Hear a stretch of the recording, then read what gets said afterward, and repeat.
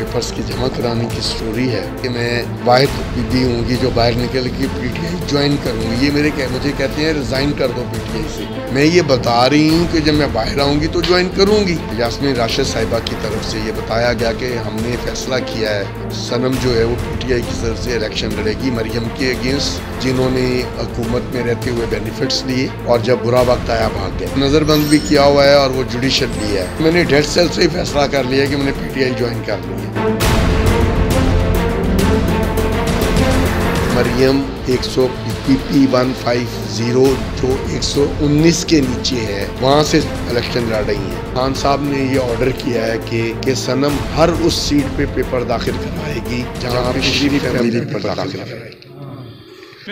अस्सलाम वालेकुम नाज़रीन, आप देख रहे हैं मेरा फेसबुक पेज और यूट्यूब चैनल डेली पॉइंट। नाज़रीन, आज मैं सनम जावेद साहबा के घर पे मौजूद हूँ और उनके वालिद जावेद खान साहब भी मेरे साथ मौजूद हैं और इलेक्शन के बारे में बड़ी अफवाहें चल रही हैं कि मरियम नवाज़ लाहौर से इलेक्शन लड़ रही हैं, मरियम नवाज़ हल्का NA 120 से इलेक्शन लड़ रही हैं, नवाज़ शरीफ NA 125 से इलेक्शन लड़ रहे हैं। इसी असना में सनम जावेद के वालिद इलेक्शंस के लिए डॉक्यूमेंट्स जमा करवाने गए। आइए आपकी उनसे बात करवाते हैं और उनसे पूछते हैं। सर अस्सलाम वालेकुम। वालेकुम सलाम। अच्छा सर, क्या कहना चाहेंगे कि आपने डॉक्यूमेंट्स कौन कौन से हल्के से जमा करवाए हैं और नून लीग के वहाँ से कौन उम्मीदवार है जहाँ से सनम जावेद साहिबा इलेक्शन लड़ेंगी? ऐसा है कि ये जो सनम के पेपर्स की जमा कराने की स्टोरी है, सनम पहली दफ़ा ये मेरे इल्म में आई। मैं तो उसका केस लड़ा था एज ए यूट्यूबर और सोशल मीडिया एक्टिविस्ट, और वो शुरू दिन से ये ज़िद कर रही थी कि मैं वाहिद बीबी होंगी जो बाहर निकल के पीटीआई ज्वाइन करूँगी। ये मुझे कहते हैं रिज़ाइन कर दो पीटीआई से। तो मैं इनको तमाम इन्वेस्टिगेशन करने वाले जो मेरे पास आते हैं, जो मेरे से बातचीत कर रहे हैं या जो मुझे फोर्स कर रहे हैं, वो मुझे ये कहते हैं मैं पीटीआई से रिज़ाइन कर दूं। तो मैं उनको जवाब देती हूँ कि भाई जब मैंने पीटीआई ज्वाइन ही नहीं की है तो मैं रिज़ाइन कहाँ से कर दूं। हाँ, मैं ये बता रही हूँ कि जब मैं बाहर आऊँगी तो ज्वाइन करूँगी। जब ज्वाइन करूँगी तो उसके बाद सोचूंगी कि रिज़ाइन करना है या नहीं करना। तो हम लोग तो as a social media activist उसका केस लड़ रहे थे कि मुझे 14 दिसंबर को यास्मीन राशिद साहिबा की तरफ से ये बताया गया कि हमने फ़ैसला किया है कि सनम जो है वो पीटीआई की तरफ से इलेक्शन लड़ेगी मरियम के अगेंस्ट, ना सिर्फ मरियम के अगेंस्ट बल्कि तमाम शरीफ फैमिली के अगेंस्ट, जहाँ जहाँ से वो करेंगे। क्योंकि बेसिकली सनम इस वक्त पीटीआई की मोटिवेटिव फोर्स है। उसको वो मोटिवेशन के लिए इस्तेमाल किया उन्होंने अपने उन लोगों के अगेंस्ट जिन्होंने हुकूमत में रहते हुए बेनिफिट्स लिए और जब बुरा वक्त आया भाग गए। तो मैंने कहा जी ठीक है, मैं अगर सनम की ये विल है तो मुझे कोई एतराज़ नहीं है। फिर मैंने सनम से मीटिंग अरेंज की, वहाँ गया, उसको नज़रबंद भी किया हुआ है और वो जुडिशल भी है। तो उसके बाद मैंने उससे पूछा, उसने कहा पापा इन्होंने मुझे रिहा तो किया नहीं, 7 माह 14-15 दिन हो गए इन्होंने मुझे डेथ सेल में रखा हुआ है। तो अब मैंने डेथ सेल से ही फैसला कर लिया कि मैंने पीटीआई ज्वाइन कर ली है। तो आप मेरे पेपर दाखिल कराएं जहाँ डॉक्टर साहिबा कहती हैं। फिर डॉक्टर साहिबा की हिदायत के मुताबिक मैंने उसके कौमी और सूबाई असम्बली के दोनों जो स्पेशल सीट्स होती हैं उन पे पेपर दाखिल करवा दिए। और उस वक्त डॉक्टर साहिबा की इतलात के मुताबिक मरियम ने 150 से MPA का इलेक्शन लड़ना था। PP 150 से मरियम नवाज ने कागज़ जमा कराए थे? नहीं, मुझे उन्हीं लड़ना था इलेक्शन, मतलब उसी में फिर आपने भी जमा करवाए? मुझे डॉक्टर साहिबा ने बताया कि उनकी इतलात ये हैं कि मरियम 100 PP 150 जो 119 के नीचे है, जो नून लीग अपना सबसे मजबूत गढ़ समझती है। कहा कि जी मैं कर्नल एजाज में नहाज बोल रहा हूँ, मैं इमरान खान साहब के पॉलिटिकल मैटर को देखता हूँ।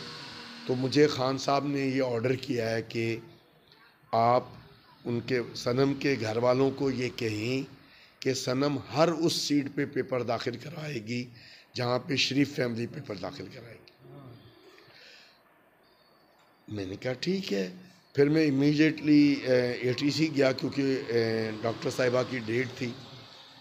डॉक्टर साहिबा के साथ मेरे बहुत पुराने रिलेशंस हैं, जब वो PPP में होती थी उस वक्त से। मैंने उनके हस्बैंड को फ़ोन करके पूछा कि क्या डॉक्टर साहिबा आज आ रही हैं। उन्होंने कहा जी हाँ आ रही हैं। मैंने कहा जी ये मुख्तलिफ़ सेल से ये मुझे मैसेज भेजे गए हैं और ज़ाहिर है मैं 50 लोगों को कंफर्म नहीं कर सकता, जो मुझे इसमें एक नाम समझ में आ रहा था, मैंने उनसे बात की है, ये लोग हैं जिन्होंने मैसेज भेजे हैं। उनको जब मैंने एजाज साहब का नाम बताया तो उन्होंने कहा कि अब तुमने सब भूल जाना है, जैसा तुम्हें एजाज साहब कहें वैसा तुमने करना है। देन आई कॉल एजाज साहब, मैंने कहा जी आप बताएं जी मुझे क्या करना है। उन्होंने कहा जी हमें इतला मिली है कि जब ये ख़बर आम हुई है कि जी सनम 150 PP 150 में टिकट जमा करा रही है, तो मरियम 119 NA 119 में चली गई है, आप एक सनम के पेपर 119 में भी दाखिल कराएंगे। और ख़ान साहब ने ये कहा है कि जहाँ जहाँ शरीफ फैमिली टिकट पेपर नॉमिनेशन दाखिल कराएगी वहाँ सनम के पेपर आप दाखिल करवाएंगे। मैंने उनको बताया कि ये आसान काम नहीं है। इस वक्त पूरे पाकिस्तान की जो इस्टेब्लिशमेंट है और जो सिक्योरिटीज़ एजेंसीज़ हैं, पुलिस है, इलेक्शन कमीशन का अमला है, वो हेडर क्रिएट कर रहा है। हाउएवर क्योंकि आपकी ये ख्वाहिश है, मैं अपनी बेटी से पूछूंगा, अगर वो कहती होगी तो फिर मैं जहाँ जो होगा मैं करूँगा। और फिर इसके बाद मैंने 119 में पेपर जमा करा दिए। जो भी बहुत मुश्किल हालात, बहुत कानून की आगाही के बावजूद मैंने तमाम हर्डल्स को क्रॉस किया और जमा कराई। अब सनम के पेपर्स दाखिल कराना एक आम नार्मल गेम नहीं है। जो तईद कुनिंदा हैं और तजवीज़ कुनिंदा हैं उनको हम भेज नहीं सकते, क्योंकि जैसे ही हम भेजेंगे पुलिस उनको उठा के ले जाएगी। उस काम के लिए हमने उसकी वालदा के लिए special power of attorney sign करवाई है, जो उसके इलेक्शन मैटर को देखती है, जिसके साथ मैं खुद जाता हूँ। और हम हाई कोर्ट से ऑर्डर मिलते ही हम मनामा पहुँचे। मेरा ख्याल है मैक्सिमम 20 से 22 मिनट में हम मनामा पहुँचे।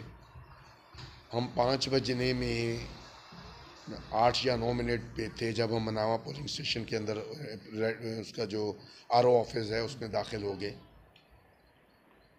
पहले तो उन्होंने कहा जी यहाँ नहीं हो रहे, इधर हो रहे हैं, इधर हो रहे हैं। 2-3 मिनट खपाते रहे। मैंने उनसे कहा कि ये लिखा हुआ है कि यहाँ पे हो रहे हैं तो यहाँ होने चाहिए, क्योंकि हाई कोर्ट ने आपको डायरेक्शन दे दी हुई है, आपके असिस्टेंट डायरेक्टर को इन्फॉर्म कर दिया गया है कि आप जो है इंतज़ार करेंगे, सनम के पेपर आ रहे हैं। अगर मरियम नवाज़ का और सनम जावेद का मुकाबला होता है तो आप किसकी जीत देखते हैं? इसके लिए मेरी राय तो ज़ाहिर एज़ ए बाप यही होगी कि सनम जावेद ही जीतेगी, लेकिन इसका बेहतरीन जवाब ये है कि इमरान रियाज से किसी ने कहा कि जी मरियम के अगेंस्ट सनम जावेद ख़ान ने पेपर जमा करा दिए हैं। तो वो भी आजकल मेरी ज़बान की तरह उनकी भी समाज में प्रॉब्लम है, मेरी भी ज़बान में चोट लगी हुई है। तो उन्होंने सिर्फ एक लफ्ज़ कहा कि फिर मरियम दा इलेक्शन ते बढ़ गया। तो आप इसी से अंदाज़ा लगा लें। और हसन निसार साहब ने उस पर एक वीलॉग किया है और दावा किया है कि जो इलेक्शन 2024 हैं उसके फेयर होने की निशानी सिर्फ ये होगी कि अगर सनम मरियम की ज़मानत जब्त कराती है, जीतना कोई मैटर नहीं करता। वो कहता जीतना तो कोई अहमियत ही नहीं रखता, अगर ज़मानत जब्त नहीं होती है तो मैं इसको फेयर इलेक्शन कंसिडर नहीं करूँगा। तो जब लोगों की ये राय है और पेपर जमा होने के बाद जब हम उस एरिया में गए हैं तो उस इलाके का जो छोटे से छोटा गांव है या जो जिस आदमी को हम कम से कम पढ़ा लिखा आदमी कह सकते हैं, उनसे सिर्फ ये पूछा है कि किसको वोट दोगे। उसने कहा जी सनम को देंगे। क्यों देंगे? वो कहती जी चोरों के मुकाबले में डटी हुई है वो, बस ये है। अब देखते हैं 8 मई को असल में होना चेक ये है। अब PTI के जो वोटर है उसका इम्तहान ये है कि उसको अपनी एक दिन की जो ज़िंदगी है उसको वक्फ करना है अपनी आने वाली ज़िंदगी की आज़ादी के लिए। उनको चाहिए उनको 5 बजे जाके लाइनों में खड़े हो जाएं, ताकि अगर पोलिंग स्टेशन 9 बजे खुलना है उसके बाद 2-2 किलोमीटर की लाइनें लगी हुई। कोई ज़रूरत नहीं है कि वो अपने इधर निशान लगा के जाएं कि वो पीटीआई के वोटर हैं, वो खड़े हो जाएं वहाँ जाके। यूथ है, अपनी एक दिन की नींद कुर्बान करें और पाकिस्तान के मुस्तकबिल को हकीकी आज़ादी अता करें।